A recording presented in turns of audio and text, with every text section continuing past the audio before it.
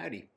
There's this author that I like, and one time he quipped that if someone spends 2 hours a day in journaling, it'll change their life.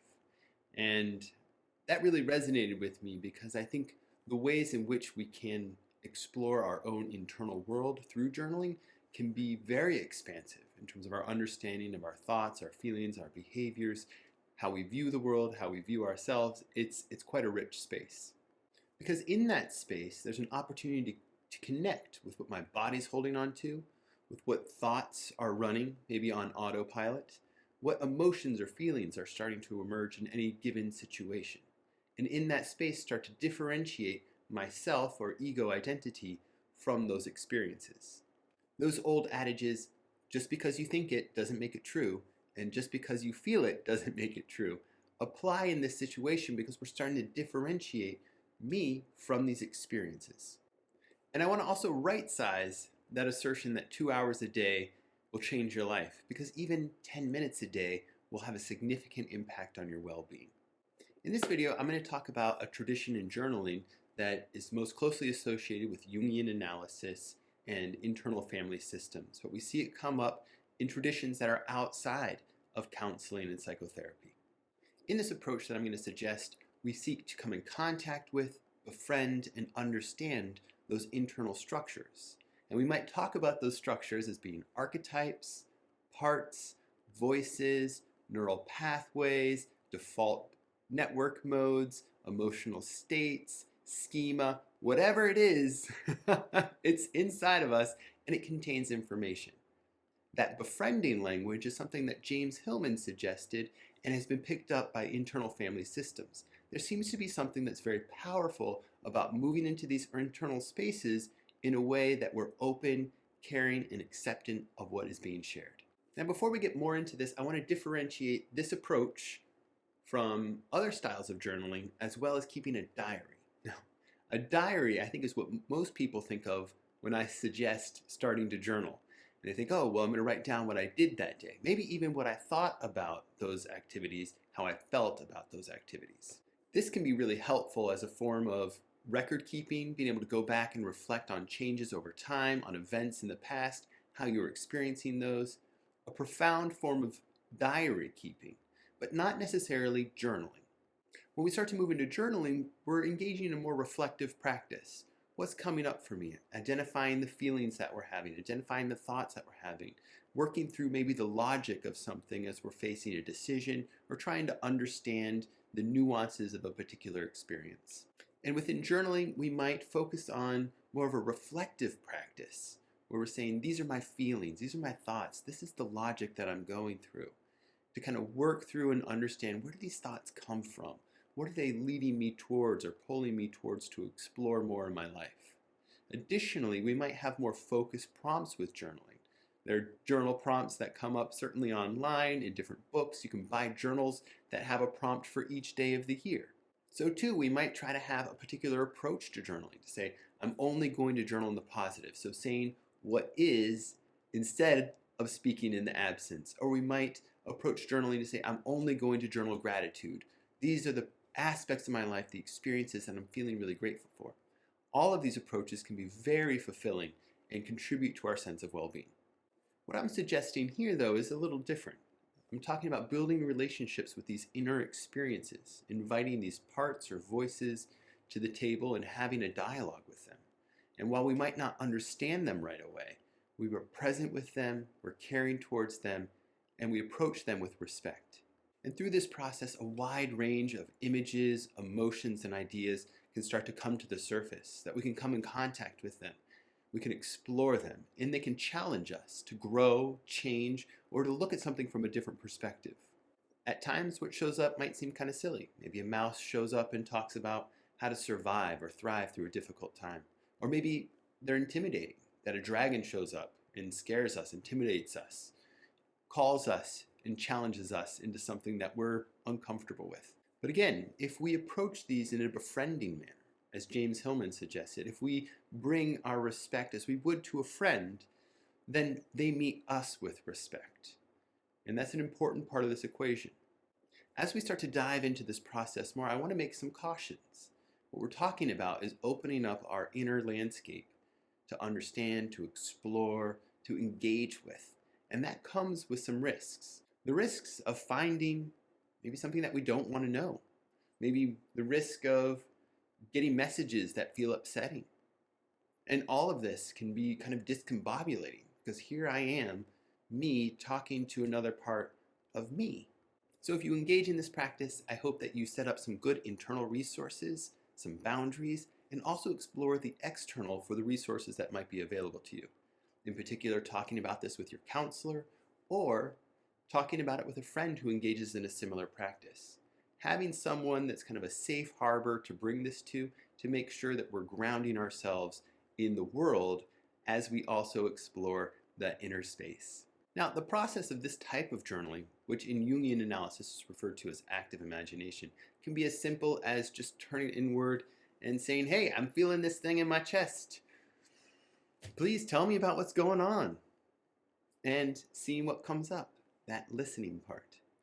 And while it can be as simple as that, I hope to give a little bit of a sense of how you might engage this in kind of a rigorous or thoughtful manner. And as with anything, this is not a one-size-fits-all. Explore what fits for you, practice that, and maybe expand on that. So the first step is creating a space, and that's both physical and temporal.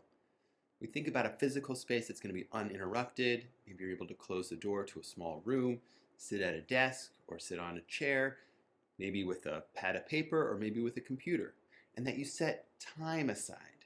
And I would encourage people to start small. I mentioned 2 hours at the beginning of this video. I don't encourage that as a starting point. Thinking about 5 minutes. Set a timer, 5 minutes, sit down and start the work. That timer is going to pull you out, pull you back and connect you to the present. The second step is to gather your tools. And as I mentioned, this might be a paper journal with a pencil, or it might be something that you can type in. What's going to be important is for you to be able to move in and out of closing your eyes. So what you feel comfortable with documenting and saving material, do what works for you. I find for myself a computer is helpful because I can put a bullet point, ask that question, enter, a new bullet point shows up, and I can type the response that I hear or I sense. The third step is to set an intention of some kind, some sort of grounding statement. For some, it might be a prayer. For others, it might just be a focus of the work that you're bringing today. Saying things like, I do this work to nurture the seed that's planted inside of me, might be a way to ground this back into an inner exploration and a growthful orientation to the work. And the fourth step, well, is to start to engage, to be curious and ask questions. It might be that you focus in on what feels most present for you, like an emotion or an image that stands out from a dream or a memory. Or we might focus on a projection that we give someone either something horrible, like they are a nasty person, or we give something wonderful, they're the most beautiful person who's ever lived.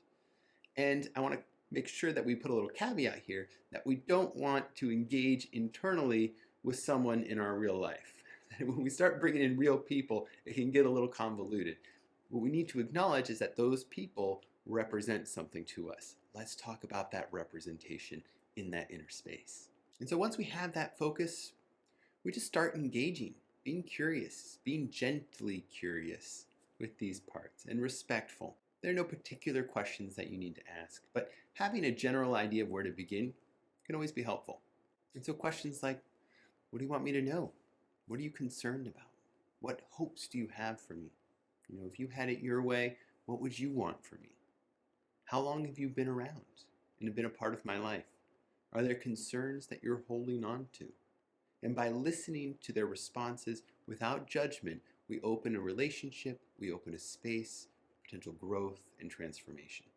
We might not always like what they have to say, but that then becomes our work to bring out into the world, to expand, to shift, and to grow.